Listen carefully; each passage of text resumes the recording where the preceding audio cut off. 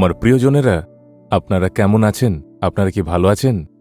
আমি ভালো আছি এবং আনন্দে আছি, কিন্তু আপনাদের মধ্যে কেউ কি বলছেন আমি দুঃখে আছি, নিরুৎসাহিত? যিশু বলেছেন আপনাদের আসলে কেমন হওয়া উচিত। আপনারা কি তা শুনবেন? জানেন সেটা কি? মথি ৫ অধ্যায়ে ১৩ পদে প্রভু যিশু বলেছেন, তোমরা পৃথিবীর লবণ। লবণ।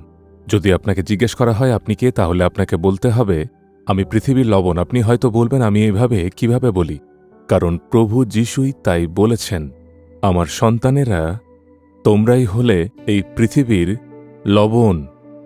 আপনারা কি লবণ সম্পর্কে জানেন না? খাবারের মধ্যে লবণ ছাড়া স্বাদ নেই। ঝোল হোক বা তরকারি, লবণ খুবই গুরুত্বপূর্ণ।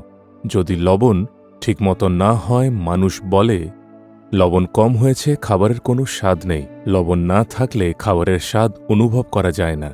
লবণই খাবারে স্বাদ যোগ করে। তাই আপনাকেও এমন একজন হতে হবে যিনি অন্যদের জীবনে স্বাদ যোগ করেন। আপনার পরিবারে, গ্রামে, শহরে, প্রতিবেশে এবং কর্মস্থলে আপনার জীবন অন্যদের জন্য আশীর্বাদের এবং আনন্দের কারণ হতে পারে। শুধু তাই নয়, লবণের আরেকটি গুণ হল সংরক্ষণ করা। কোনো জিনিসে লবণ দিলে সেই জিনিস নষ্ট হয় না।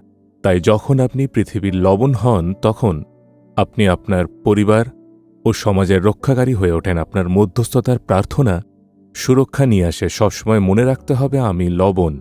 আমাকে আমার জাতি ও সমাজের জন্য লবণ হতে হবে। এটা সবসময় আপনার মনে থাকা উচিত। যদি লবণকে এত বড় পরিবর্তন আনতে হয়, স্বাদ দিতে হয়, সংরক্ষণ করতে হয়, তাহলে সেটার কেমন হওয়া দরকার? লবণের গুণগুলো শুনুন। লবণের রং সাদা। এটা পবিত্রতার প্রতীক।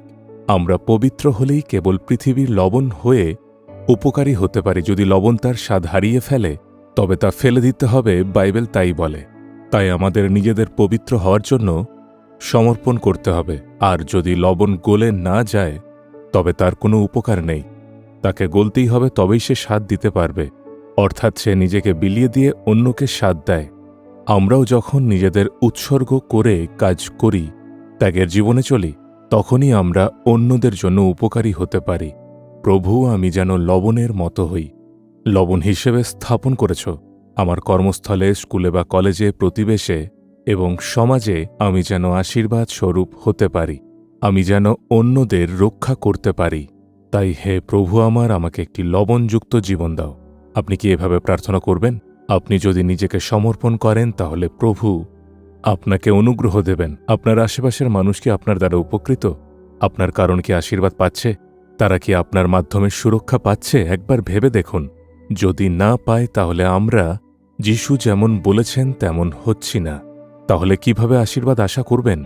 যদি আমরা নিজেদের পৃথিবীর লবণ হতে সমর্পিত, তাহলে তিনি অবশ্যই আমাদের আশীর্বাদ করবেন। আপনি কি এখন নিজেকে সমর্পণ করবেন? বলুন, প্রভু, তুমি বলেছ আমি পৃথিবীর লবণ। আমি সেই রকম জীবনযাপন করার জন্য নিজেকে সমর্পণ করছি। পবিত্র করো। মানুষের আশীর্বাদের জন্য আমি নিজেকে বিলিয়ে দিতে ও ত্যাগের জীবনে নিজেকে সমর্পণ করি। আমাকে লবণের মতো ব্যবহার করো। আমি যিশুর নামে প্রার্থনা করছি। Amen, amen. Jesus redeems Bengali YouTube চ্যানেলটি সাবস্ক্রাইব করুন। বেল আইকনটি ক্লিক করুন আমাদের প্রতিদিনের নতুন প্রোগ্রাম সম্পর্কে আপডেট পেতে।